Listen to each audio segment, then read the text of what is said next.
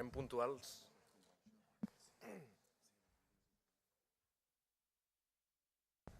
Hola, molt bona tarda. Benvinguts a Cosmocaixa una vegada més. És un plaer estar amb vosaltres i sobretot amb aquesta taula d'il·lustres, diguem.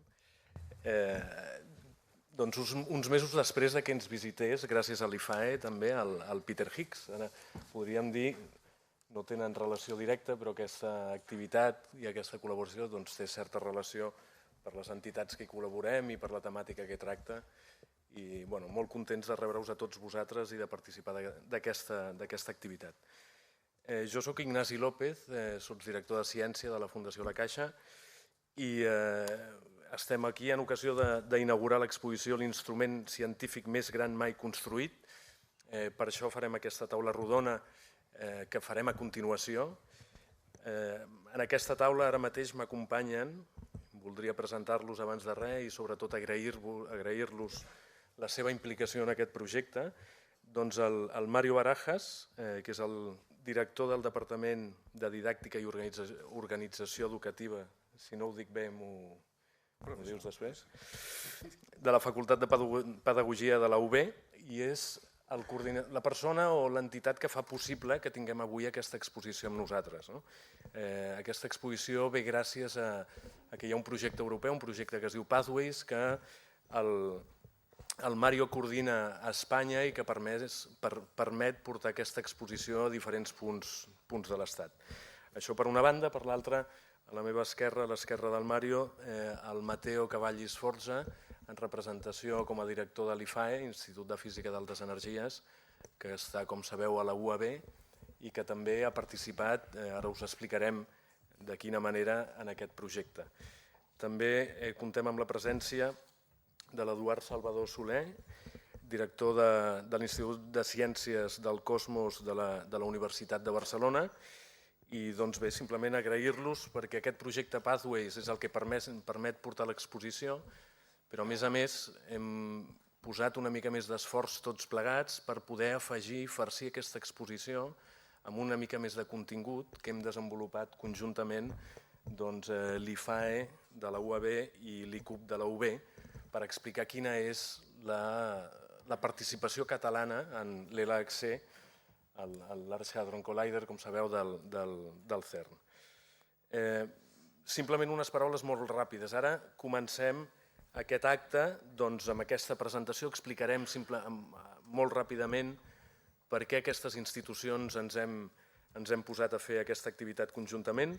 De seguida tindrem a continuació la taula rodona inaugural de tot el projecte, que durarà, tenim previst, fins les 8:15, 8:20, i a continuació d'aquesta taula rodona, intentarem complir els horaris, ara per ara anem bastant ajustats, doncs després d'aquesta taula rodona baixarem a veure l'exposició que ens espera a la sala menys 5 de Cosmocaixa.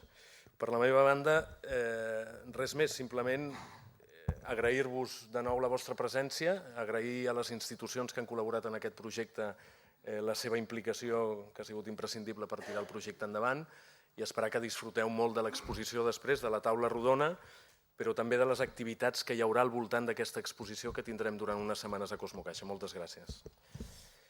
Dono la paraula, doncs, al Mario Barajas, de la Facultad de Pedagogía de la UB. Gracias, bienvenidos a la inauguración de esta exposición. Solamente quería decir unas palabras para poner en contexto el origen de la exposición y las actividades que existen alrededor, Como ya ha comentado el colega, esta exposición está dentro de un marco de un proyecto europeo que se llama Pathway, que significa itinerarios para la enseñanza de las ciencias experimentales por métodos de indagación.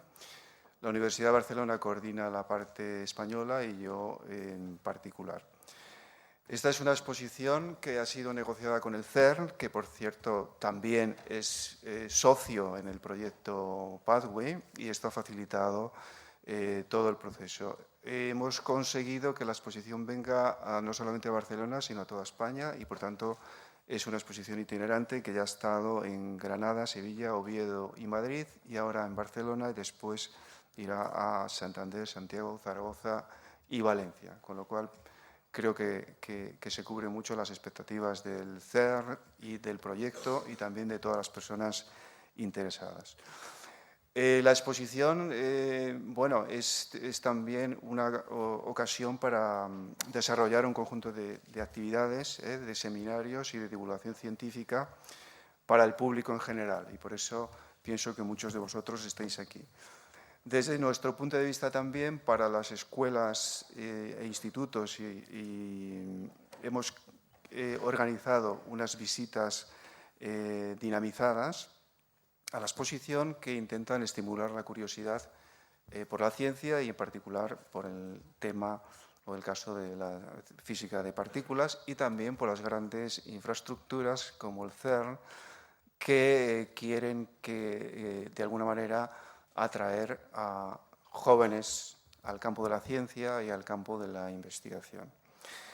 Para los profesores también y maestros, estamos hablando de todo el ciclo de educación obligatoria y también de bachillerato, también hemos organizado una serie de seminarios, en particular el día 13 y el 19, aquí a Cosmo Caixa. Si alguno de vosotros está aquí, es profesor, pues están invitados a participar, aunque creo que está bastante lleno ya estos seminarios. Bueno, el proyecto Pathway es un proyecto que busca esto, ¿no? Es decir, busca por un lado dinamizar o cambiar las metodologías de la enseñanza de las ciencias para nuestros jóvenes, ¿no? Uno de los problemas que está identificado en Europa, en todos los países de Europa, como algo que hay que tratar desde un punto de vista pedagógico y metodológico. Por eso estamos aquí presentes, ¿no? Porque seamos físicos especialmente, yo sé la física de la licenciatura y nada más, ¿no? Tenéis, para saber más sobre este proyecto, os hemos dejado allí un punto de libro y algún folleto para que podáis acceder a la página web del proyecto Pathway a nivel europeo y también la nuestra dentro de la Universidad de Barcelona. Solo decir dar las gracias a las organizaciones que han participado, sin las cuales tampoco podríamos haber hecho esta exposición, como es el CEPAN, Centro Nacional de Física de Partículas, Astropartículas y Nuclear, que se encuentra en Valencia como una red, y que está presente en todas las ciudades donde va la exposición. Evidentemente, la Facultad de Pedagogía a la que pertenezco, al ICUB, Instituto de Ciencias del Cosmos de la Universidad de Barcelona, la Facultad de Físicas, y al IFA, Instituto de Física de Altas Energías de la Universidad Autónoma. Y, por supuesto, a Cosmo Caixa, que nos ha cedido digamos, este espacio fantástico que digamos, realza la exposición y las actividades. Muchas gracias. Gràcies, Mario. Gràcies. Ara ens han explicat la part pedagògica d'aquest projecte i ara tenim dues persones, el Mateo Cavalli, director de l'Institut de Física d'Altes Energies, i a continuació l'Eduard Salvador Soler, director de l'ICUB, que ens explicaran la part potser científica d'aquesta història. Bona tarda. És un plaer ser aquí. Espero que em podeu sentir. La meva veu és una mica bufada, però el micròfon em sembla que funciona molt bé. Els ponents de la taula rodona parlaran del futur després del Higgs. Jo parlaré per poc temps una mica del passat, amb una perspectiva potser una mica personal. El CERN és avui en dia el més gran laboratori de física de partícules del món. Fa 20 anys estava en procés de canvi, fa 40 anys no ho era encara. Després, els últims 40 anys, per exemple, a l'inici dels anys 80, ha fet unes grans descobertes. Ha descobert el que coneixem amb terminologia una mica hermètica, els bosons electrofebles, que són unes partícules que també es diuen llum pesada, perquè encara que tinguin una massa molt gran, com uns àtoms que ara no recordo bé la taula periòdica, però diguem-ne que el més pesat d'aquests bosons pot tenir una massa que s'apropa a 2 cops la massa d'un àtom de ferro, tenen una naturalesa molt semblant als fotons que composa la llum que pervadeix aquesta sala i gràcies a la qual es veu. En aquella època hi havia una broma molt comuna que deia als Estats Units descobren el CERN, només descobre bosons i als Estats Units es troben altres tipus de partícules. Potser uns de vosaltres saben que les altres partícules es diuen fermions, tenen una diferència molt bàsica. Ara el CERN amb el Higgs, els ha anunciat el juliol de l'any passat, ha descobert un altre bosó i no sabem si en descobrirà altres. Això us ho diran o especularan sobre això els ponents. La descoberta del Higgs representa un punt essencial en el progrés de la física de partícules del nostre camp i potser en el coneixement de la realitat més profunda del cosmos. Perquè és una partícula sense la qual no hi ha massa. Les altres partícules no poden tenir massa. I si no hi hagués massa, ningú de nosaltres aquí existiria. No hi haurien planetes, no hi haurien estels, galàxies. L'univers, si existís, seria totalment diferent. Ara, jo, venint dels Estats Units, d'origen soc italià, he arribat a aquestes terres fa 20-21 anys amb el projecte de contribuir a la búsqueda de Higgs. I al nostre institut, a l'IFAE, hem construït una cosa, no crec que avui no s'ensenya transparències, però segurament hi haurà algunes fotos a baix, un tros del detector que pesa més o menys 700 tonelades, està composat de desenes o potser cents de mils de peces, totes delicades i de precisió, que contribueix a buscar quines noves partícules es creen amb aquest accelerador. Ha estat una experiència magnífica, que a la qual ara el punt culminant ha sigut la descoberta de Higgs l'any passat. Per a mi, personalment, hi ha hagut un altre punt culminant. Potser uns de vosaltres estaven en aquesta sala el 1 de novembre de l'any passat, quan ha vingut el senyor Peter Higgs. Fotògrafs, em semblava un cantant de rock, tant era popular. I ha sigut una experiència molt maca de veure com la ciència pot interessar. No he mirat el rellotge, però estic segur que m'he passat els 3 minuts. Doncs, en aquest punt pararé. Moltes gràcies i disfruteu de l'exposició, que em sembla molt maca. Gràcies, Mateo. Eduard Salvador, sisplau.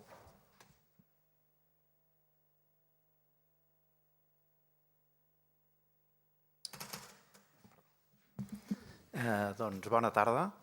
El meu nom és Eduard Salvador, soc director de l'Institut de Ciències del Cosmos de la Universitat de Barcelona. És un gran plaer participar en aquest acte inaugural de l'exposició organitzada pel CERN i de la sèrie d'activitats que s'aniran muntant al voltant d'un instrument molt especial, podríem dir gairebé quimèric, en el sentit que és com un barreja, meitat microscopi gegantí, meitat màquina del temps, com és l'ELACSE. I bé, ja que estic parlant que és també com una màquina del temps, doncs m'agradaria fer la connexió amb el meu camp de recerca particular. Jo no soc físic d'altes energies o de partícules, sinó astrofísic. I és que, efectivament, l'Institut de Ciències del Cosmos de la Universitat de Barcelona és un institut de recerca dedicat a la cosmologia, en la que hi conflueixen físics d'altes energies i astrofísics. Aleshores, com ja sabeu, els físics d'altes energies o de partícules, la seva feina fonamental és esbrinar què passa en el món de les petites escales, o sigui, la frontera del nostre coneixement a nivell de baixes escales, el que normalment s'anomena microcosmos, Mentre que els astrofísics, doncs, més aviat és tot el contrari, o sigui, també estem en les fronteres de l'univers, però cap a l'altra banda, cap a les grans escales. I bé, havent dit això, podria donar la sensació que potser és una mica artificial d'haver-nos ajuntat aquests dos tipus d'investigadors, amb el sentit que sembla que són dues temàtiques les que s'estudien en aquest institut molt llunyanes l'una de l'altra, gairebé oposades, però en realitat no és així. Passa una mica el que diu la dita popular, que els extrems es toquen, doncs exactament és el que ha passat en aquest cas. Tant el microcosmos com el macrocosmos es toca en el camp de la cosmologia. I bé, per això estem on estem i per això estem treballant en aquest sentit. I m'agradaria, per tant, fer uns petits comentaris que porten cap a l'interès que també tenen els astrofísics d'un instrument d'aquest estil. Doncs, sí, a mesura que ha anat passant el temps i que hem anat avançant en la recerca del món que ens envolta, doncs hem pogut constatar que, com deia, aquestes dues temàtiques estan íntimament relacionades. És a dir, que no podem avançar en el coneixement de l'estructura i l'evolució de l'univers sense saber què passa realment a les escales més petites que hi ha a l'univers.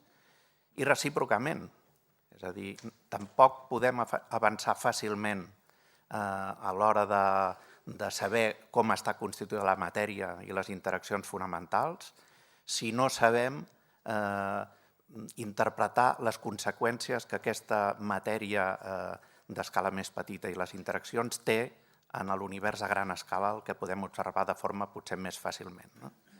De fet, cada cop també sembla més clar que el que hauria de permetre avançar més en les teories d'unificació, o sigui, bé, a escales subatòmiques, és conèixer el comportament de l'univers que tenia sobretot en els primers instants de l'univers.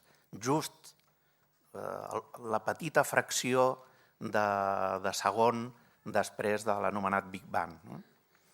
Aleshores, bé, l'astronomia també intenta apropar-se cap al passat de l'univers, en aquest cas mitjançant l'observació.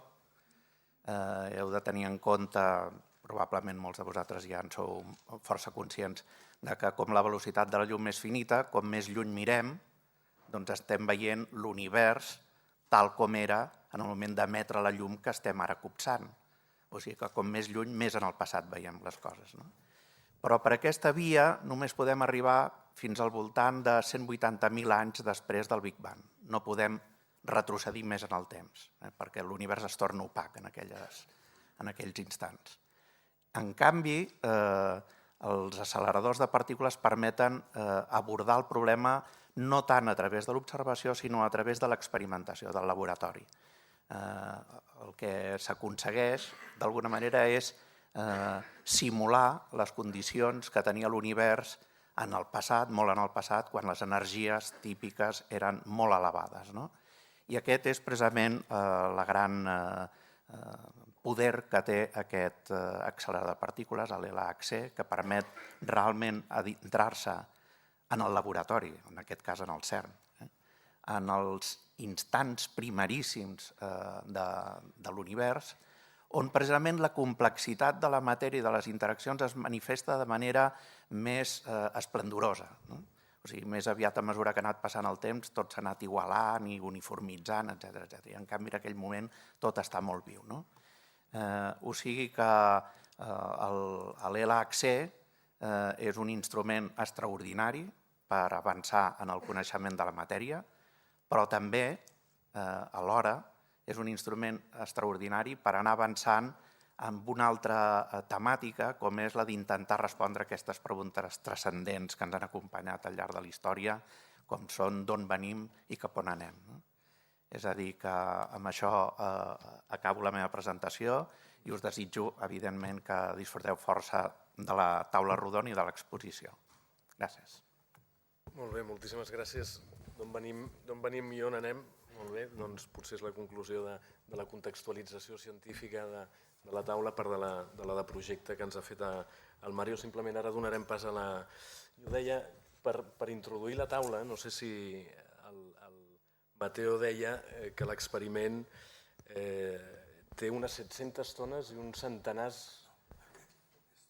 Només el tros que hem construït nosaltres. I uns centenars de milers de peces? Sí. Per trobar... No, l'experiment té més 100 milions de peces. Per trobar una partícula que no té massa. L'eficiència dels científics... No, sí que té massa. El Higgs sí que té massa. Dóna massa i té massa. No, deia com a advocat del diable per introduir la taula rodona que vindrà ara sobre el futur de l'LHC o del CERN en el context actual. Molt bé, moltes gràcies a tots i la taula rodona.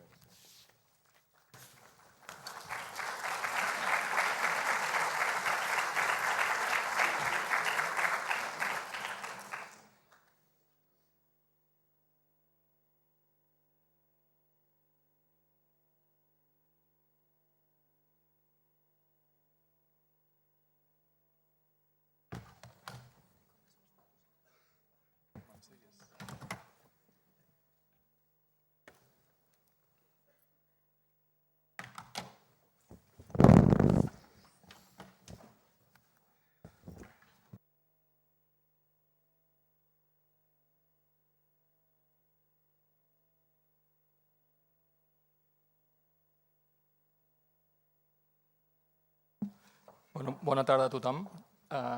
Com a part d'aquest acte que es fa avui, és aquesta taula rodona, que més aviat és allargada, per parlar del CERN després del descobriment del Higgs que es va fer l'any passat. Abans de començar, m'agradaria presentar-vos la gent que està a aquesta taula. A mi m'ha tocat el paper de moderador. Jo soc en Lluís Garrido, soc catedràtic de la UB i sotsdirector de l'Institut de Ciències del Cosmos i soc un físic de física de partícules experimental que està treballant en un dels experiments que hi ha al CERN, que es diu LHC. A la meva dreta tinc la doctora Martine Bosman, que també és física experimental, està treballant a l'experiment ATLAS. De fet, és presidenta del consell d'aquest experiment i està treballant a l'IFAE. Si em deixo alguna cosa... Més enllà tenim el Manuel Delfino. Manuel Delfino també és doctor en física, també és catedràtic de la Universitat de Barcelona, de l'Autònoma de Barcelona, i és el director del port d'informació científica, per tant és un expert en tractament de dades, suposo que ens aportarà la seva experiència en aquesta taula.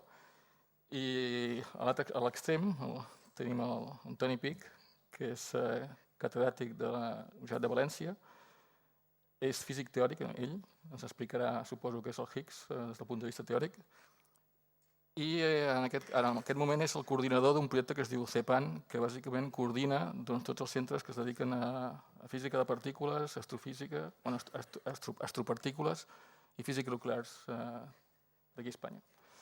Aleshores, feta aquesta introducció, a mi m'agradaria que abans de parlar del futur parléssim primer de les paraules que surten aquí, parléssim una mica del Higgs, parléssim una mica del CERN i després parléssim en tot cas del futur que seguirà el CERN.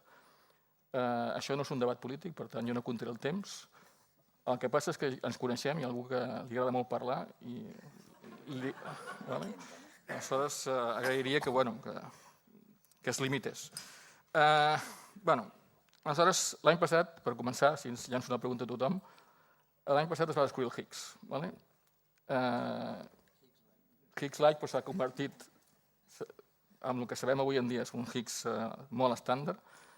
La meva pregunta és, us ho esperàveu? Què vau sentir amb aquest descobriment? I m'agradaria que comencés la Martine, perquè el seu experiment ATLAS és un dels que va descobrir el Higgs. Bona tarda. L'any passat ha sigut molt especial en el CERN, en ATLAS. Hem viscut això de dia en dia, que canviava la cosa, analitzant més dades i hi havia molta expectació. Primer, el que hem vist és la qüestió amb la búsqueda del Higgs que no se sabía cuál es el valor de la masa del Higgs. Así que se estaba buscando en qualsevol rang de masa posible. El primer que va a pasar que es va a eliminar cada vegada més zona de massa possible. I s'estava cada vegada més fent més estret on podia quedar la possibilitat d'encontrar un X. I llavors jo crec que ha hagut un moment que la gent pensava que ja el que passaria és que es tancaria aquesta finestra i que no hi hauria cap boson de X del model estàndard, que s'hauria de buscar una altra explicació. I a molta gent agradava també aquesta possibilitat, perquè dius que el model estàndard, tot sempre és model estàndard, algo molt diferent seria prou interessant. Però al final van començar a sortir les primeres indicacions que sí que es veia algo cada vegada més significant des del punt de vista estadístic. I l'altra cosa és que hi ha dos experiments, Atlas i Siemens, i tota aquesta anàlisi es feia de manera secreta a dins de cada experiment. No sabíem què tenien els altres, no estàvem segurs si el que es començava a veure de veritat era una senyal. Fins que al final la primera indicació de veritat va ser a final del 2011, quan va tindre lugar el seminar en el CERN a final d'anys. I podem veure que els dos experiments tenien indicació d'una partícula nova en més o menys la mateixa valor de massa. I després, quan tot va ser molt més clar, va ser en juliol de l'any passat, que de veritat ja l'evidència era total. Però va ser un any de tota col·laboració, ha treballat de manera superintensa per poder analitzar tan ràpidament totes les dades i arribar a aquesta conclusió.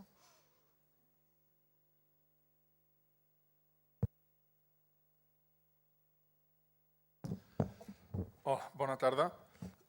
En principi ens esperàvem trobar el Higgs o no ens esperàvem trobar el Higgs. Jo crec que la pregunta realment és què és el Higgs i per què l'estàvem buscant.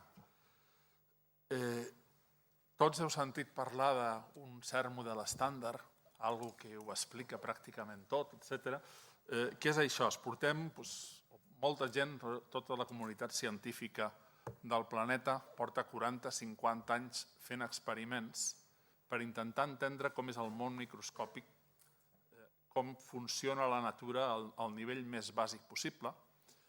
I en 40-50 anys hem après molt i hem arribat a tindre una teoria que bàsicament ho explica tot en funció de només 3-4 coses molt bàsiques. Aquestes 3-4 coses molt bàsiques és que n'hi ha uns quarks, està l'electró i n'hi ha una partícula que es diu el neutrí. Amb aquestes 4 partícules ho explica tota la matèria normal que ens envolta del que estem fets. Fan falta aquestes 4 partícules i fan falta les interaccions que coneixem. I quines interaccions coneixem? Coneixem que existeix la gravetat, però aquesta amb el món microscòpic no és important, per tant no està en el nostre marc teòric. Coneixem la interacció electromagnètica, per tant en tenim una.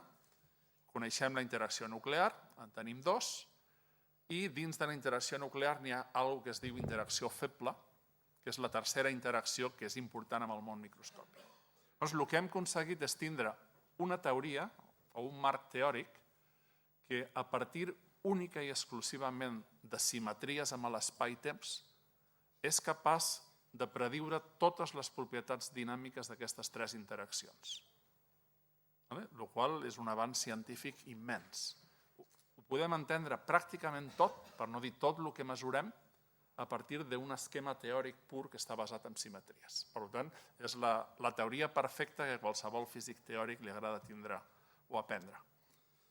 La teoria, tot el que explica ho hem mesurat, tot ha funcionat bé, i quan diem que funcionen bé, n'hi ha coses que les podem prediure amb 14 xifres decimals i s'han mesurat en 14 xifres decimals, com és el moment magnètic de l'electró o el moment magnètic del muó. Funciona molt bé i funciona a nivell quantitatiu. Estem fent física de precisió. Ara, tots els físics teòrics sabíem que la teoria no tenia cap sentit. Ho explicava tot molt bé, però no podia ser certa. I no podia ser certa perquè les mateixes simetries que ens diuen quines són les interaccions també ens diuen que la massa no existeix. Que totes les partícules tenen massa zero i, per tant, totes les partícules viatgen a la velocitat de la llum i si un electró viatja a la velocitat de la llum, el protó mai el podrà atrapar, l'àtom no existeix. Llavors, quan hem estat fent prediccions que funcionen, les hem estat posant a mà, en algun moment fent una miqueta de trampa, ficant la massa, perquè sabem que n'hi ha massa, per tant ens deixem de teories i fiquem la massa, però n'hi ha alguna bàsic que fallava. I aquest alguna bàsic que fallava es va donar una solució ja fa molts anys, l'any 64, és on entra el Peter Higgs i la resta de gent que possiblement seran premiats dins de poc. I la solució que es va trobar va ser suposar que n'hi havia una força addicional. Per tant, no estem parlant que hem descobert una nova partícula, partícules n'hi ha moltes, estem parlant d'una força addicional, un nou camp de forces que està a tot l'espai-temps. Per tant, a les 4 forces conegudes, ara n'hi ha una quinta força addicional. Per què s'introdueix aquesta força? Perquè necessitem fer una certa trampa, necessitem fer que les coses tinguin massa sense trencar les simetries.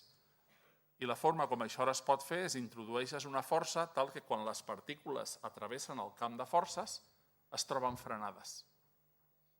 I aquest freno és el que nosaltres li estem dient massa, és el que veiem. Ara, és una idea molt forta introduir un nou camp de forces totalment desconegut i del que no tenim cap evidència per solucionar un problema purament teòric. Per tant, que fos certa aquesta solució o no fos certa és una cosa que es tenia que veure experimentalment. El que sí sabíem eren les conseqüències. I portem, des del 64 que entra aquesta idea, amb els anys 70 es desenvolupa el model estàndard ja amb la idea del camp de Higgs, i des de llavors el portem buscant a moltes màquines, no teníem ni idea d'on estaria. És un camp de forces, però vosaltres coneixeu les forces electromagnètiques i sabeu que existeixen els fotons. Quan pugeu l'escala mecànica d'un centre comercial, n'hi ha un feix de llum que va d'un costat a l'altre, són partícules, són els quants associats amb el camp electromagnètic, fotons. De la mateixa forma, el quant associat al nou camp de forces és el bosó de Higgs. Per tant, si descobrim el bosó de Higgs, hem descobert un nou camp de forces. No sabíem quina seria la massa d'aquest bosó de Higgs, la teoria no ho prediu. Ara, una vegada fixem la massa, la teoria ho prediu absolutament tot. Per tant, era qüestió d'anar provant diferents masses i anar comprovant si existeix o no existeix. L'LHC es construeix perquè ja tenim moltes indicacions teòriques que ens diuen que si la teoria és correcta no pot estar molt lluny. Té que estar amb el rang d'energies que l'LHC seria capaç de descobrir. Llavors, contestant a la pregunta del Lluís, quan l'LHC es posa en funcionament, jo crec que tots estem segurs que descobrirà alguna cosa. Perquè n'hi ha un problema molt seriós, que és el problema de les masses, i sabem que la solució no pot estar lluny perquè tenim indicacions de coses que han vist altres acceleradors abans. Ara, que la solució sigui realment aquest nou camp de forces o sigui una altra cosa, d'això ja no estàvem tan segurs. Llavors, el que per mi ha sigut realment un gran descobriment és, primer, que la màquina es fica en funcionament i funciona, i no és gens trivial amb un aparell d'aquest tamany i d'aquesta complicació, però és que, a més, descobreix una nova partícula amb totes les propietats esperables per al famós bosó de Higgs. Per tant, no sé si és el Higgs, però si no hi és, se'n sembla molt, i realment està fent les funcions que li demanàvem al bosó de Higgs. Però més important, hem descobert una nova interacció de la natura, de la qual sabem el que aquesta teoria ens diu, però igual que les interaccions anteriors hem tingut que comprovar-les amb experiments fets durant molts anys, fins que hem sapigut explotar l'electromagnetisme, hem sapigut explotar la interacció feble, hem sapigut explotar la interacció forta, doncs també tenim que aprendre quines propietats té aquesta nova interacció i què podem treure'n d'ella. Em paro, si no, el moderador... Ho has explicat molt bé, Manuel. Bueno, yo soy físico experimental originalmente, pero hace muchos años que me he dedicado más a la tecnología que apoya a todo esto. O sea que yo, digamos, mi reacción fue mucho menos íntima, por ejemplo, de la que ha contado Martín, que estaba, digamos, dentro de los equipos de descubrimiento. Pero lo que sí, recuerdo que tuve aquello que dicen, ¿no? Que hay veces que a uno le pasa toda su vida como a velocidad rápida, ¿no? Y entonces, así, mirando cosas que pensé, cuando finalmente salió que esto parecía el Higgs, ¿no? Una de las cosas que pensé es que siempre cuando intento explicarle, y no sé si mi colega teórico me pegará la bronca o no, porque no sé si esto es enteramente correcto, pero muchas veces yo les explico que a las personas que me preguntan de que la importancia de descubrir el Higgs es igual de importante cuando a finales del siglo XIX se desmintió la existencia de una cosa que se llamaba el éter. El éter era una cosa que unos teóricos habían inventado, habían puesto a mano desde fuera, tenía que tener unas propiedades bastante increíbles, tenía que tener, creo que era infinita rigidez, no me acuerdo de qué viscosidad, esto y lo otro, y era lo que se suponía que servía para propagar la luz, que en aquella época, donde la visión del mundo era una visión bastante mecánica, pues era algún tipo de vibración en este éter. Y se buscó, no sé si se buscó tan intensamente como se ha buscado en el siglo XX y XXI el Higgs, pero hubo un experimento de Michelson y Morley que, pues midiendo, no voy a describirlo en detalle, pero midiendo básicamente la velocidad de la luz a 90 grados y a favor y en contra de la rotación de la Tierra, pues vio que no había diferencia de velocidad. Y que por tanto el éter no existía, porque si el éter hubiera existido y se fueran estas vibraciones, pues se notaría si estaba siendo arrastrado o no por la Tierra. No lo estoy explicando demasiado bien, pero... Entonces, lo bueno de eso es que por fin hay un experimento, y yo en ese sentido soy de todo corazón un físico experimental, hasta que algo no está medido no me lo creo, ¿no? Y hay un experimento que al final es la clave que dice, no, esto existe o esto no existe o sí, esto existe, ¿no? Y entonces, claro, los otros flashes fueron de que muchas veces pensábamos a lo largo de mi carrera de que en algún acelerador que cada vez, eso es otra pregunta que mucha gente me hace, ¿no? ¿Por qué los aceleradores son cada vez más grandes? Esto es un poco como aquel chiste de por qué los ladrones roban los bancos, ¿no? Y la respuesta es porque ahí es donde está el dinero, ¿no? Y entonces, ¿por qué el acelerador es cada vez más grande? Porque todos los aceleradores anteriores no han descubierto lo que se está buscando y por tanto tiene que estar más allá. La otra cosa que me pasó por la cabeza es que quizás sabéis que hay dos tipos de colisionadores que son los más habituales, ¿no? Hay los que son como el LHC, la H es de hadrones, en este caso son protones los que se colisionan, y esos en mi juventud eran los que nosotros llamábamos los colisionadores sucios, porque nosotros trabajábamos en los otros, que son de electrón y positrón, que son los finos, los limpios, porque claro, el electrón y el positrón, que sepamos, por ahora, son partículas realmente elementales, y son partícula y antipartícula. Entonces, cuando chocan, realmente crean un estado que podríamos llamar purísimo, que de hecho es un fotón, de hecho, y por tanto, luego eso a través de aquella famosa cosa que nos enseñó Einstein, de que la energía se puede convertir en masa, pues resultan estas bellísimas explosiones de partículas que vemos representadas por los ordenadores. Y si comparamos con el otro, con el de hadrones, lo que estamos colisionando, como una vez dijo uno de mis profesores, son pequeños saquitos de quarks y de gluones. Entonces, el estado final no es tan limpio. Y lo que recuerdo es que cuando terminé mi tesis, tenía varias oportunidades de donde ir a trabajar, y lo más importante para mí era seguir trabajando en un colisionador limpio, porque esto de trabajar en uno que tuviera mucha porquería saliendo de los saquitos estos de quarks y gluones no me gustaba. Sin embargo, hay que reconocer una cosa, que lo bueno de colisionar estas colisiones sucias es que de hecho iluminan, son como si fuera una linterna de estas antiguas que ilumina mucho, comparado con un puntero láser que ilumina en un solo punto muy intensamente, que sería el colisionador limpio. Entonces, la posibilidad de buscar algo que no sabes dónde está, no sabes qué masa tiene, las máquinas de descubrimiento para esto siempre han sido las máquinas de hadrones. Y entonces, en ese sentido, pues, chapó, ¿no?, a la máquina sucia, ¿no? Y por último, quizás recordé que brevemente, cuando he podido alejarme de los computadores que me persiguen durante toda mi carrera, pues participé en la construcción de parte de estos aparatos, ¿no?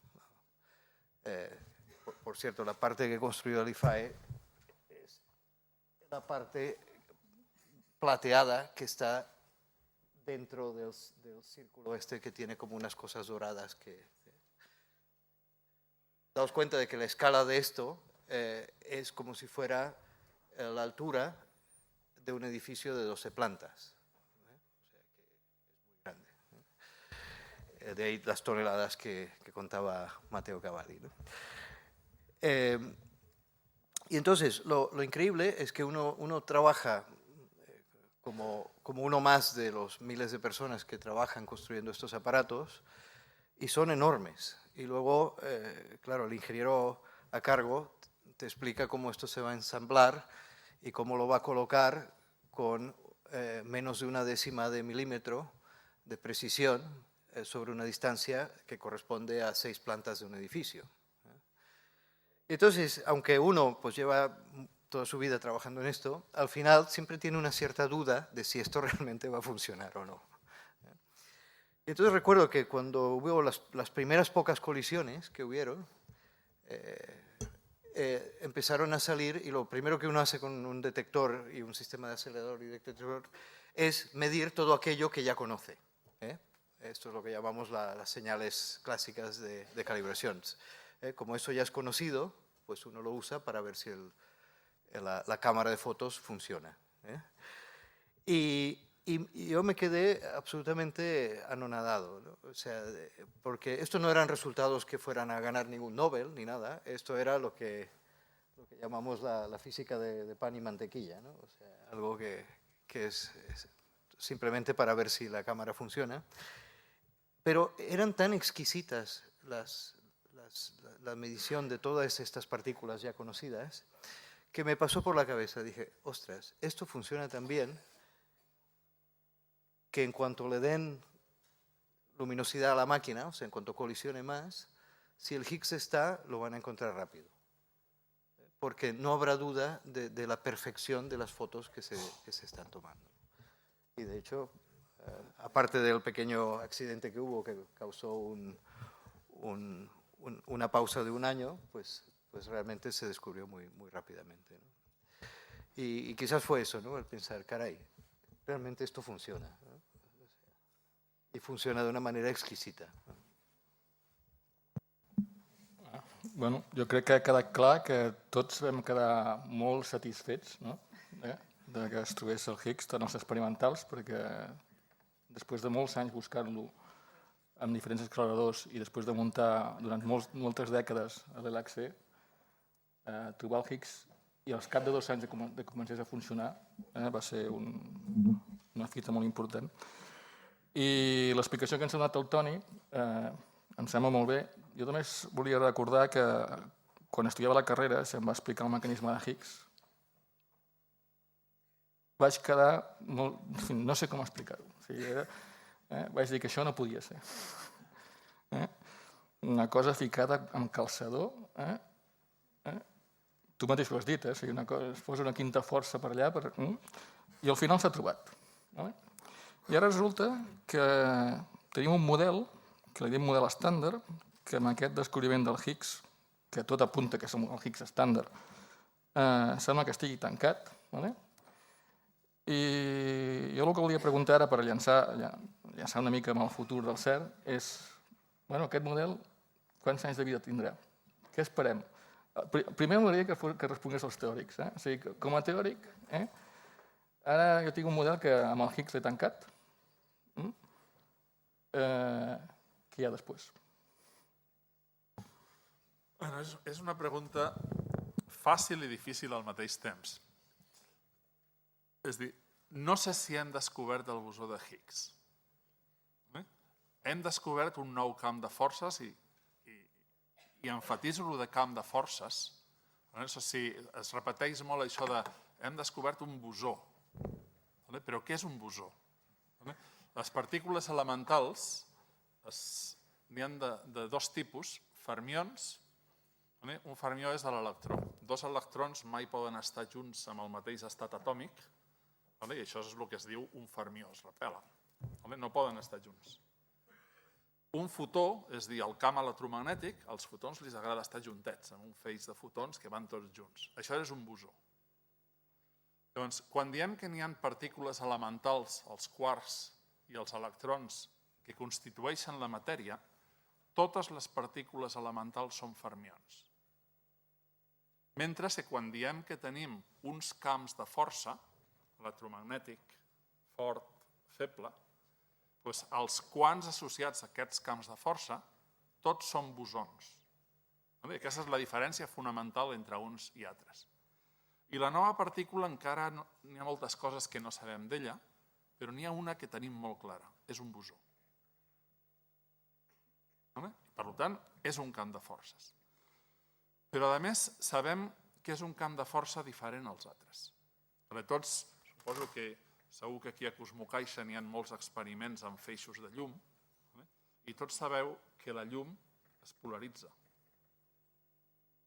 La llum té dues polaritzacions possibles. Això diem els físics, diem que té espí 1. Es pot polaritzar a un costat i es pot polaritzar a l'altre. Però és que els intermediaris de la interacció forta, igual que la llum, també es polaritzen. També tenen espí 1.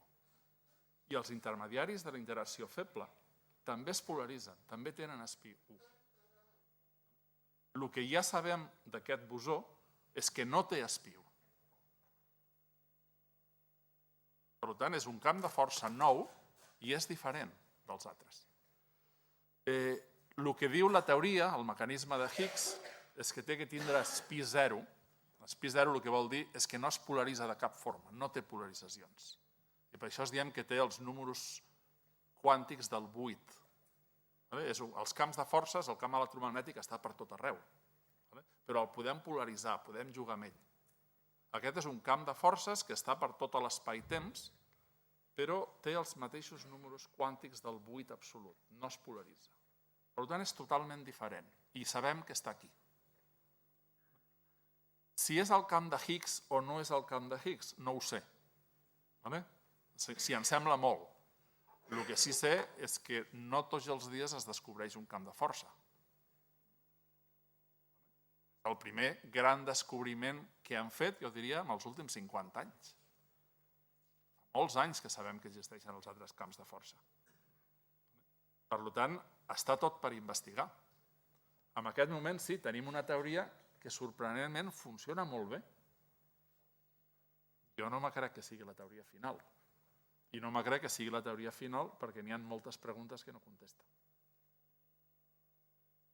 Funciona, però no em contesta preguntes bàsiques que li puc fer, com per exemple, per què estem aquí? Segons la teoria, matèria i antimatèria són iguals. Per tant, aquí tindríem que tindre la mateixa quantitat de matèria que antimatèria. I tots sabeu el que passaria si al seient del vostre costat n'hi hagués una persona d'antimatèria. Però això és el que ens diu la teoria. Doncs sí, la teoria, quan fas números, evites i s'ajusta, funciona molt bé i al final ho expliquem tot, però no em contesta aquesta pregunta bàsica. Per tant, no em contesta per què vivim en un univers de matèria i no en un univers d'antimatèria. Té que haver més física. Com la podem trobar? Experimentant, investigant. Per primera vegada tenim un nou camp de força. El tenim que estudiar.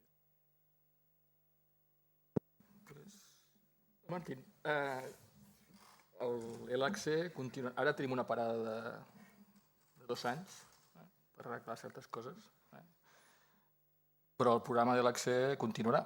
I aleshores, una de les coses que es voldrà veure és, per exemple, estudiar millor el Higgs, aquest nou camp de forces, i intentar buscar altres extensions d'aquest model estàndard, ja siguin el que es diu supersimetria o el que sigui. Aleshores, m'agradaria que poguessis comentar una mica quin és el programa que té Atlas o CMS, o sigui, el CERN, en els propers anys respecte al Higgs i aquestes extensions possibles del model estàndard.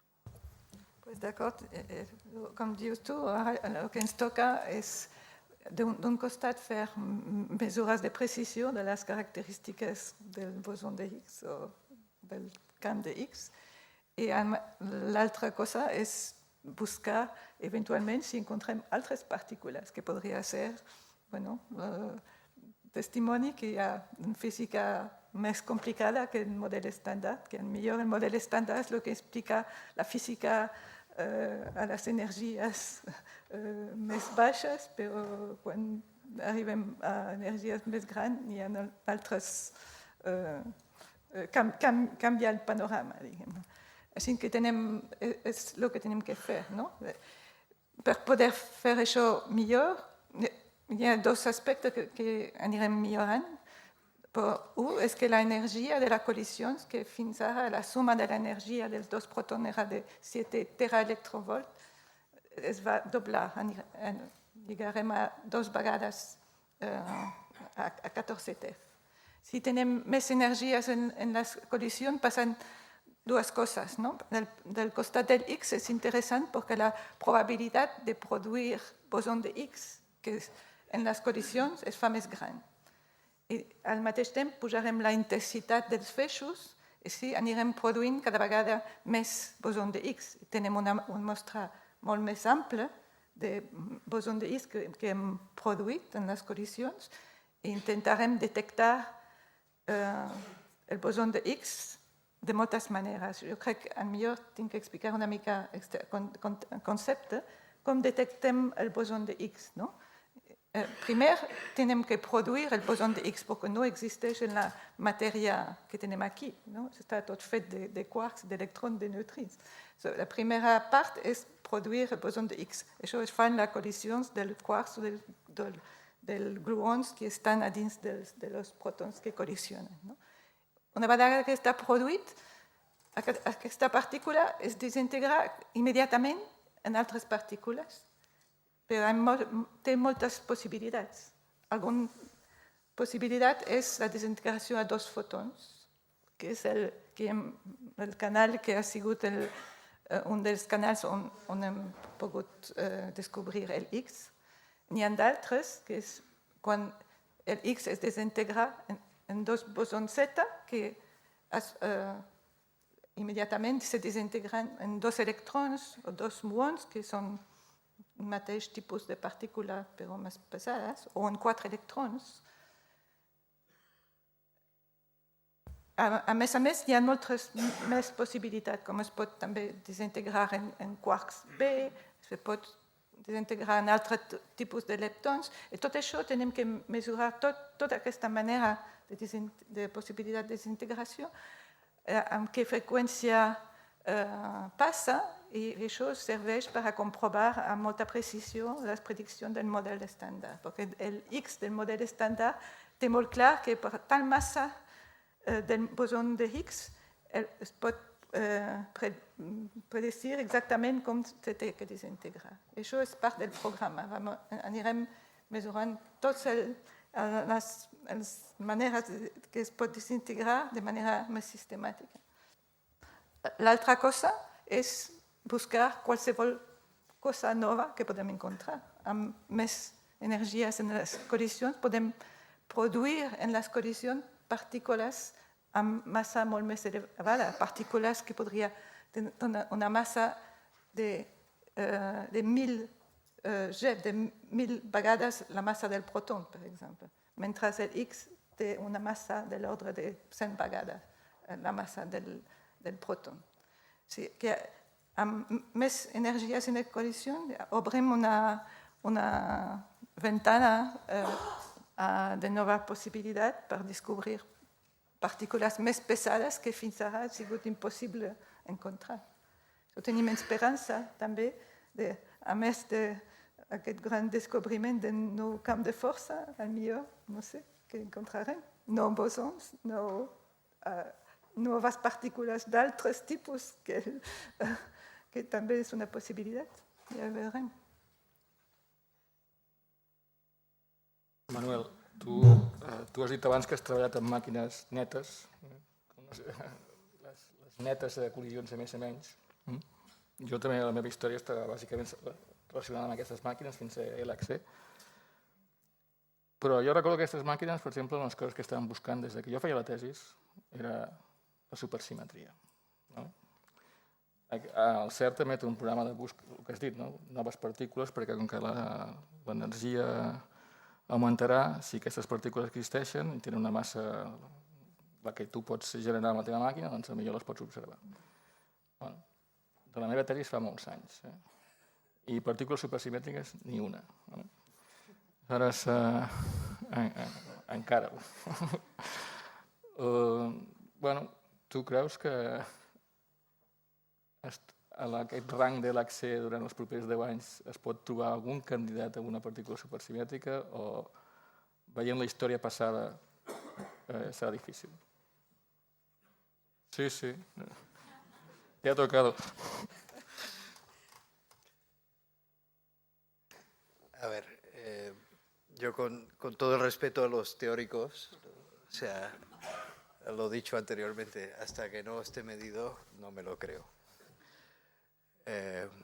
Efectivamente, recuerdo que cuando nos conocimos, que si recuerdo bien, compartimos despacho cuando yo llegué de Estados Unidos y tú llegabas de Alemania, si recuerdo bien. Sí, se habían construido experimentos específicos para ver supersimetría, esto y lo otro. Yo creo que el problema es que, y Tony, de hecho, indirectamente se ha referido a ello, es que este problema de no saber cuál es la masa, o sea, recordemos lo que ha dicho, en principio, todas estas partículas que vamos buscando tendrían que tener masa cero, ¿no? Y ahora sabemos que podría haber algo que modifica eso, pero de una manera que no podemos asegurar que sea, digamos, única, ¿no? Y entonces, esto de no saber dónde buscar es una historia muy larga, ¿no? O sea, no recuerdo si era esta mañana cuando que comentábamos, ¿no? de que de hecho el quark top, que es uno de los compañeros, ¿no? de los quarks, la materia que nos rodea está hecha de los primeros dos, el up y el down, ¿no? Tienen estos nombres un tanto curiosos, pero luego tienen como hermanos que son más pesados. Y yo recuerdo que se construyó un colisionador en Japón porque el consenso de los teóricos era que el quark top se iba a descubrir colisionando pues, a una cierta energía que, como había explicado Martín, produciría pues, estas partículas. Resulta que el quark top luego se descubrió en otro sitio, porque pesaba, no sé si era 3 o 4 o 5 veces más, ¿no? Luego recuerdo, cuando estudiaba, había no sé de dónde salió esto, quizás Tony lo recuerde, pero había una cosa que decían que el bosón Z0, el bosón de la fuerza débil neutra, no podía ser más pesado que el quark top. Esto era una especie de lema, ¿no? Y luego, bueno, pero entonces el problema es ese. Entonces yo creo que lo que ha dicho Martín es lo más acertado. Hay que extender el rango de búsqueda. Tenemos esta linterna de banda ancha, digamos, o sea, no es un láser que solo ilumina un punto de energía, sino que realmente nos permite unas búsquedas. Pero ¿qué pasa? Que mientras más alta la energía que queremos ver, o sea, mientras más violento es el choque, menos es probable. Porque estamos colisionando estos saquitos donde digamos, la energía se divide en una serie de choques suaves, pero como hay muchos, se pierde mucha energía allí. Y la colisión dura es menos probable. Entonces, eso es una cosa. Luego hay el reto tecnológico, ¿no? Porque creo que Martín quizás se quedó un poco a medias porque mencionó el upgrade de energía, o sea, que se va a subir energía, pero también se pretende, eventualmente, colisionar más a menudo. Ese es el otro truco, ¿no? O sea, darle más fuerte, pero también probar muchas veces, porque claro, estos son procesos probabilísticos, ¿no? O sea, entonces, mientras más veces tiremos los dados, más veces veremos si los dados están cargados o no, por ejemplo, ¿no? Entonces, mientras más veces probamos, más posibilidad de observar algo nuevo, ¿no? El problema es que los detectores, lo que yo antes llamaba las cámaras de fotos, los de hoy en día, por ejemplo, sufren unos niveles de radiación dentro o sea, son hechos de chips que hasta cierto punto no son tan diferentes de los sensores de luz de nuestras cámaras digitales, ¿no? Pero que tienen que estar en unos sitios realmente inhóspitos, ¿no? Y luego, por daros una idea, si convirtiéramos a digital, cosa que no es posible, pero si pudiéramos convertir a digital todas las señales de todas las fotos que están tomando estos detectores, estas moles de 6 plantas o más, estaríamos hablando de 1 millón de gigabytes por segundo, lo cual es una cantidad inabordable. Usamos unas técnicas para reducir esos datos por un factor muy importante y de hecho lo que guardamos son del orden de unos cuantos petabytes, o sea, millones de gigabytes por año. Ahora bien, si ahora incrementamos la frecuencia de colisión, pues tenemos que absorber aún más datos. Entonces hay todo un reto de cómo no solo cómo procesar con computadores esto, sino cómo capturar esas señales, ¿no? Amén de que cuando hay tantas colisiones, hay veces que se mezclan colisiones. Pueden ocurrir más de una colisión por cruce de los haces. Entonces, las fotos en sí son como muchas fotos superpuestas, como si tomáramos aquí fotos de toda la audiencia y las juntáramos y ahora dijéramos, bueno, a ver si reconocemos las caras de cada uno. Entonces, realmente hay muchos retos tecnológicos, pero eso es lo que nos debe de animar. Porque yo recuerdo que cuando se aprobó la construcción del LHC, esto es una historia que hay que contarla con cuidado porque luego la gente, si lo saca de contexto, piensa que los científicos somos unos irresponsables, ¿no? Pero yo creo que se puede entender. Cuando se aprobó la construcción del LHC, se puede decir que nadie sabía realmente cómo construirlo. Los imanes son unos imanes únicos, con helio superfluido, una cosa que nunca se había usado a gran escala. Era conocida en los laboratorios, evidentemente de baja temperatura, pero es que nunca, y ahora estamos hablando de construir 27 kilómetros de tuberías que transportan un líquido muy raro, un líquido que si uno lo deja fluye hacia arriba en vez de hacia abajo, y que hace cosas muy raras, porque el helio superfluido, supongo que aquí en el Cosmocaixa debe haber algo sobre el helio superfluido, o sea que lo podéis buscar, ¿no? Y eso es solo una parte.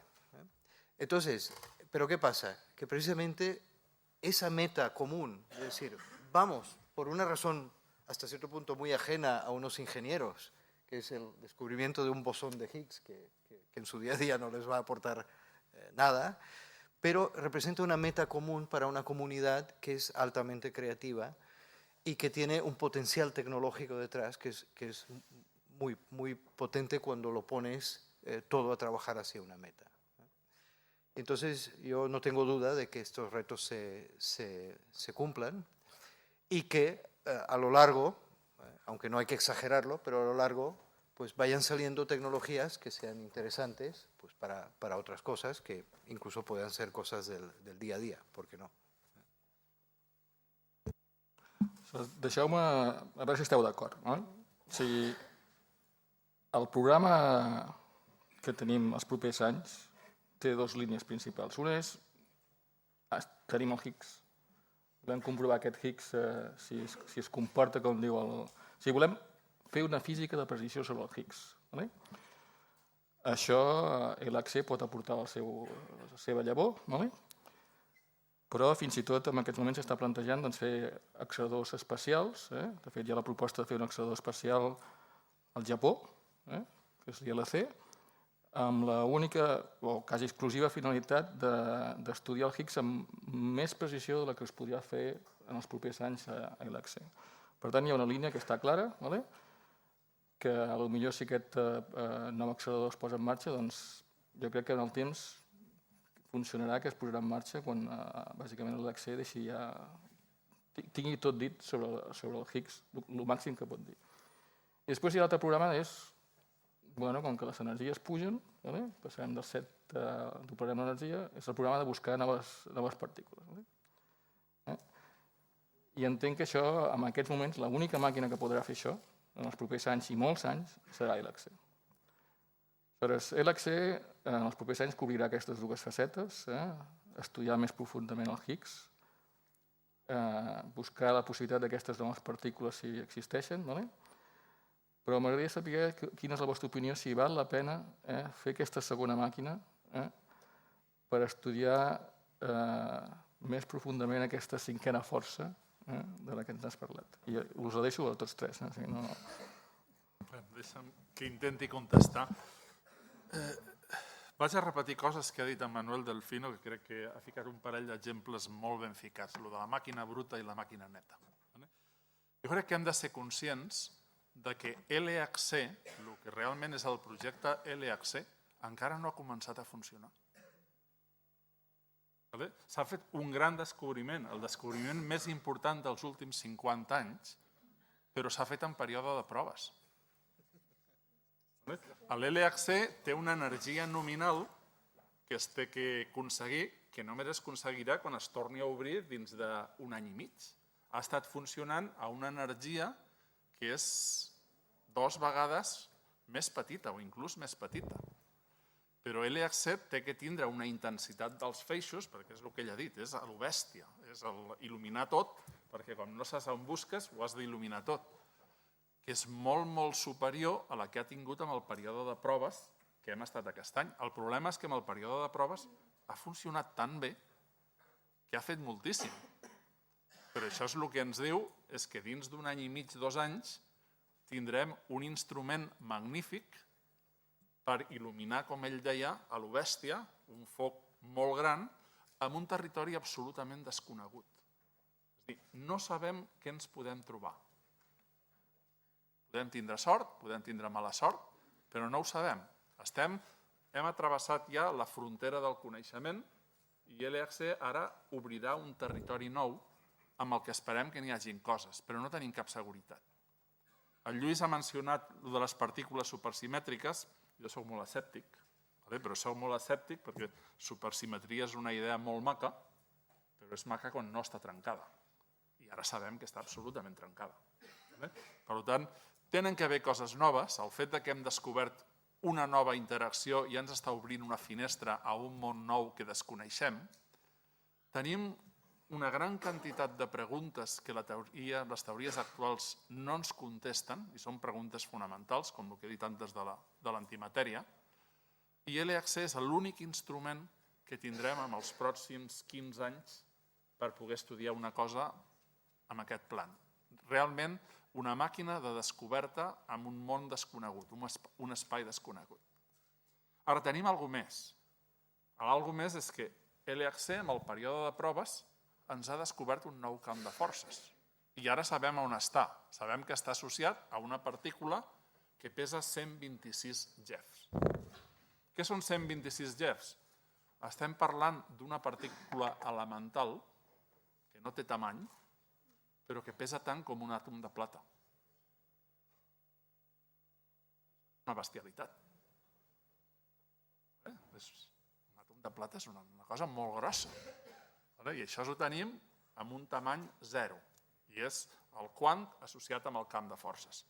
Llavors, LHC, per suposat, que intentarà estudiar aquesta partícula i aquest camp de forces tot el que es pugui estudiar amb aquesta màquina, però en algun moment ens farà falta la màquina fina de la que parlava Daniel Delfino, en vez d'il·luminar amb un foco immens, agafar el làser que utilitza el neurocirurgià quan realment vol operar el puesto petit, i sabem on tenim que enfocar el làser, a 126 GeV. Ho sabem exactament. Aquesta és la màquina que els japonesos volen construir i que no tinc cap dubte que l'empantaran, demanaran ajuda, però la faran, no sé si començaran dins d'un any, 2 anys o 5 anys, però és el camí a seguir complementari a l'LHC. No el substitueix. Són 2 formes de fer física totalment diferents. La màquina fina no farà un nou gran descobriment. La màquina fina el que ens farà és ensenyar què és aquest quin camp de forces i quines propietats té. Mentre que LHC és una màquina d'exploració i l'exploració comença ara. Comença dins d'any, un any i mig. Anem a veure què passa.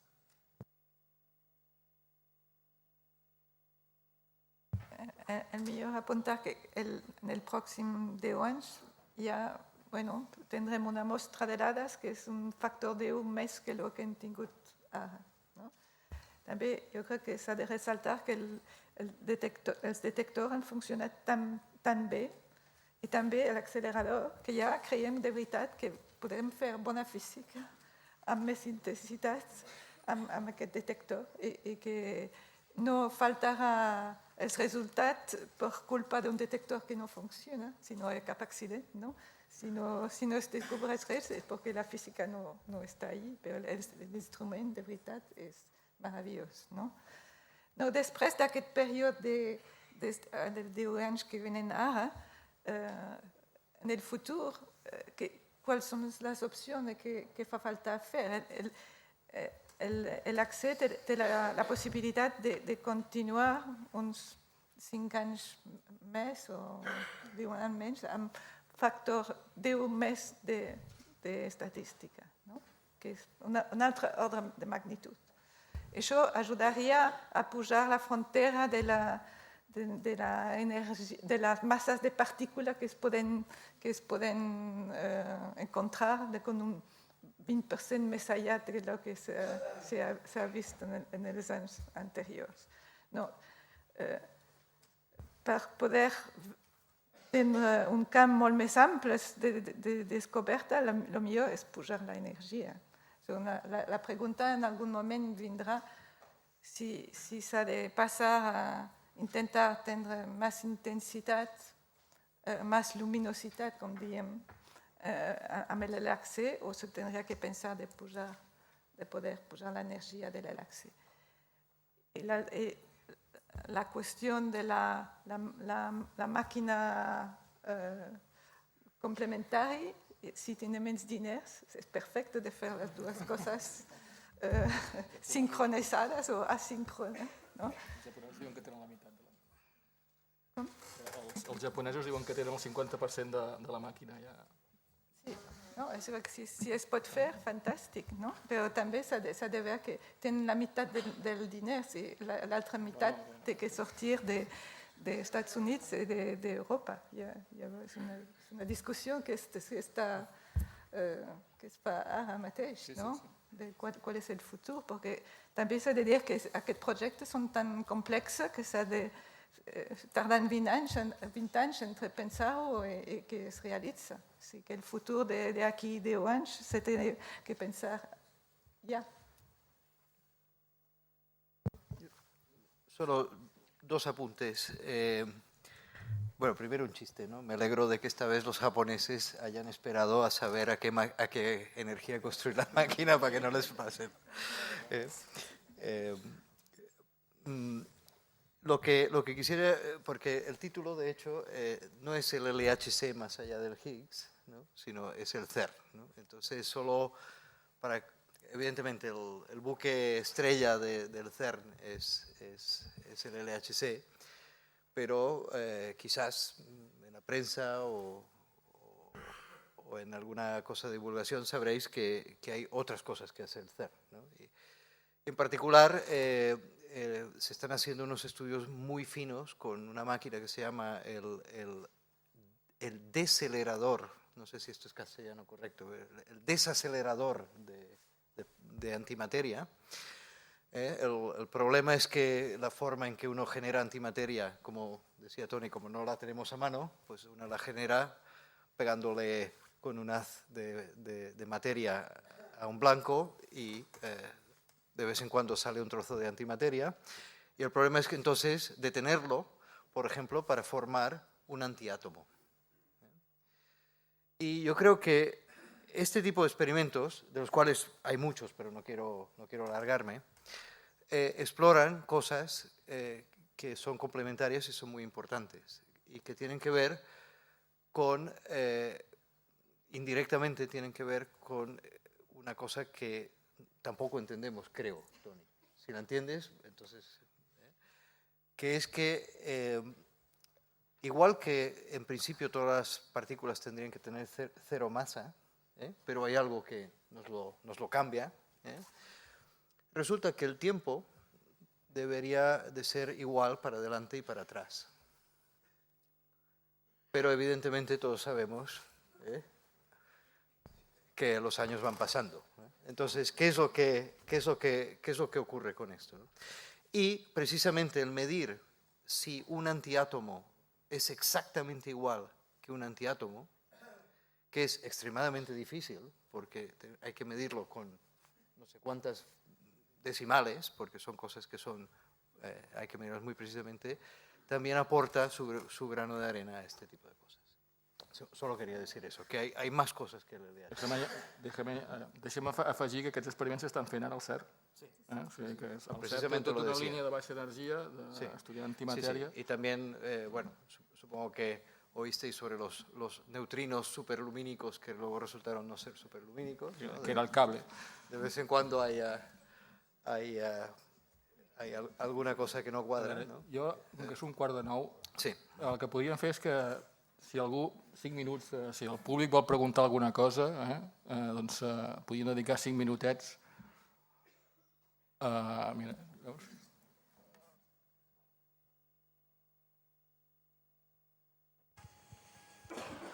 Hola, bona nit. Jo volia preguntar una cosa que vaig...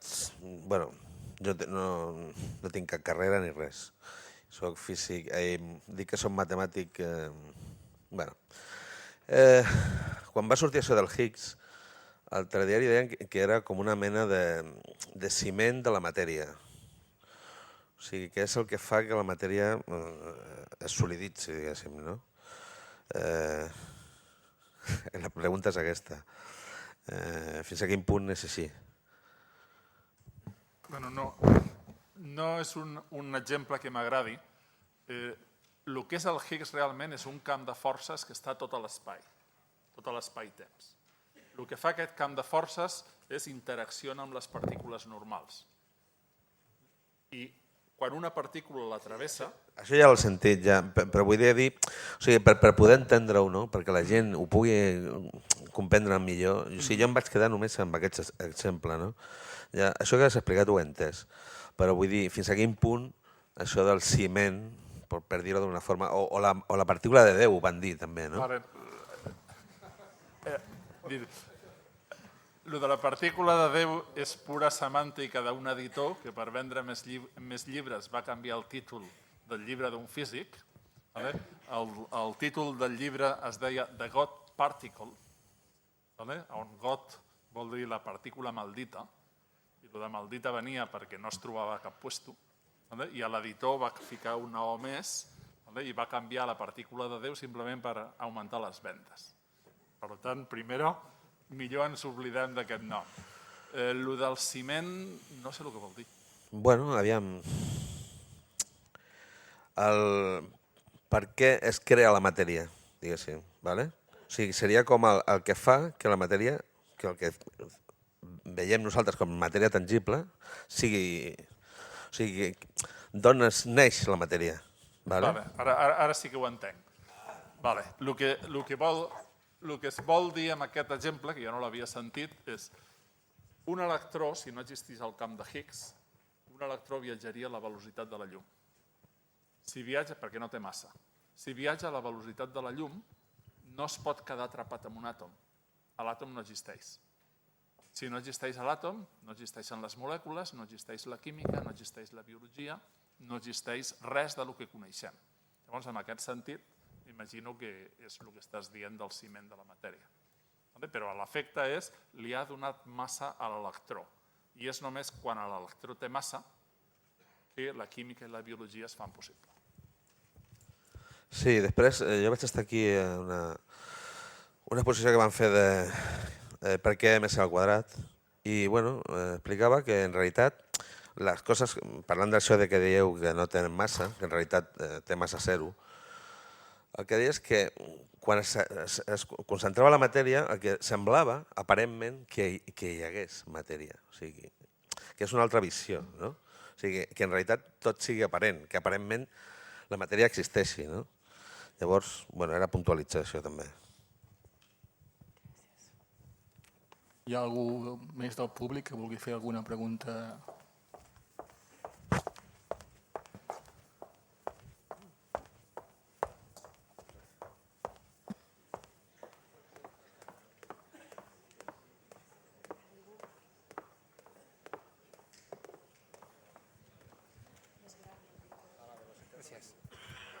Hola, bona tarda. Jo volia fer una pregunta. Resulta que, pel que jo entenc, el bosó de Higgs està en certa manera relacionada amb la massa. Llavors, degut a les problemàtiques que hi ha per la mesura dels patrons de les mesures mecàniques, fins ara s'ha pogut determinar molt bé la distància i el temps, però la massa, a dia d'avui, perquè jo entenc, estem amb el patró cilíndric de platí diat que hi ha de referència a París per mesurar el que és la massa, el quilogram.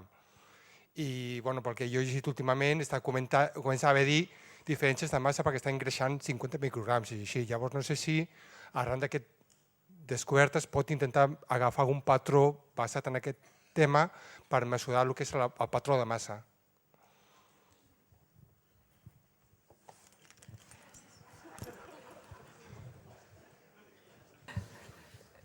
Pues, no sé exactament com contestar això, però una cosa és la massa macroscòpica dels àtoms i l'altra és la massa de les partícules elementals, no?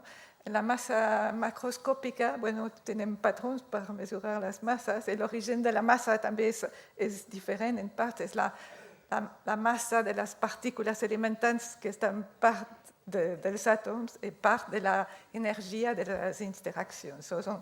Són coses que són distintes. No? En els experiments que estem fent per mesurar la massa del boson de Higgs, el que estem fent, en veritat, és mesurar les característiques, per exemple, de dos fotons. El boson de Higgs es desintegra en dos fotons. Mesurem l'energia d'aquests fotons, sabem en què direcció va, i a partir d'això podem reconstruir qual és la massa de la partícula mare. Així que les mesures de massa en aquest experiment es fan d'aquesta manera. És una cosa molt diferent de mesurar la massa macroscòpica d'objectes.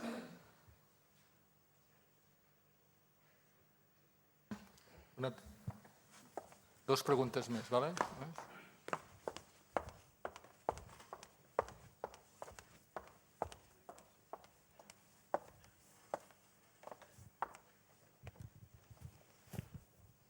Hola. Si he entès bé, amb la descoberta del bosó de Higgs es tenia un sistema una mica ja complet teòric, el que no entenc és com pot ser que només coneixem, per exemple, el 4% de la massa coneguda que hi ha en l'univers. Vol dir, si ja es té quasi complet i només coneixem el 4%, potser no està tot tan conegut. Sí, és un punt de vista molt rellevant i té a veure amb el que jo he dit abans de que n'hi ha moltes preguntes que la teoria no ens contesta. És a dir, suposem que hem descobert realment el bosó de Higgs del model estàndard. Això vol dir que hem tancat un llibre, tenim una teoria perfecta, està tancada, ficarem a la paret un quadre amb tota la classificació de les partícules, tot el que prediu la teoria ho mesurem i funciona molt bé i funciona amb molta precisió. Per tant, hem tancat el llibre. Però el llibre no pot ser tot. I no pot ser tot perquè n'hi ha moltes coses que el llibre no ens explica. I tu acabes de mencionar una, ja sabem que només el 4% de la matèria de l'univers és del tipus de la matèria que coneixem. El 96% restant què és? Sabem que fins a no sé si és un 25% d'aquest ordre, és una que diem matèria fosca.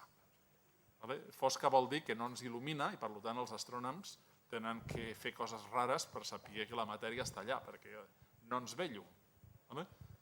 Aquesta encara podríem intentar explicar-la amb coses del tipus de les que fem nosaltres. És a dir, tindrien que ser coses que no estan a la teoria actual, noves partícules, i per tant l'LHC ens podria ajudar a descobrir quines noves partícules n'hi ha que poden ser responsables d'aquesta matèria fosca. Però no tenim ni idea. Hi ha moltes suggerències, molts models, però estem parlant per parlar. Però és que després n'hi ha un 75% que és el que els astrofísics diuen energia fosca. I quan jo sento energia fosca, això el que em diu és que no sabem absolutament res. Per tant, n'hi ha moltes coses per descobrir. L'última pregunta, ¿vale? Sí, bona tarda. Els químics hem treballat sempre amb àtoms i molècules a partir d'aquí. La física s'està invadint el camp i està explicant el que són els àtoms. Arribarem a perdre els àtoms i perdrem la taula periòdica dels elements?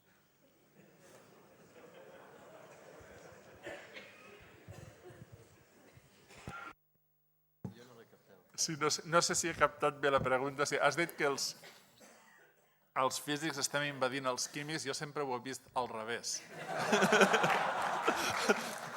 El que fan els químics és el que fa molts anys nosaltres li dèiem física atòmica i ara els químics ho fan molt millor del que sabem fer-ho nosaltres perquè és molt complicada i n'hi ha tot un món i després estan els biòlegs on ja els físics no entrem perquè són sistemes massa complicats i es tenen que descriure d'altra forma, però per això estan els biòlegs per descriure. Nosaltres estem intentant anar a coses més petites, lluny de la biologia, lluny de la química, lluny de la física actual. Però de la mateixa forma que quan anem a entendre l'àtom, anem a poder saber moltes lleis que s'han aplicat i amb les quals estem fent química i estem fent biologia, doncs esperem que quan descobrim les noves lleis a distàncies més petites podrem obrir un nou camp de coneixement. Es tardarà molt, però alguna cosa sortirà. Es desfaran els àtoms. Lluís estava dient que l'univers s'expandeix i en algun moment tot es desfarà, però falten molts anys per això. Doncs amb això concluïm aquesta taula rodona. Moltes gràcies per assistir i jo volia donar gràcies als ponents perquè m'heu fet la vida molt fàcil, no he tingut de fer res. Gràcies a tots. Ara em sembla que ja podeu anar a veure l'exposició on estarem nosaltres i altra gent que us explicarà les coses que hi ha per allà.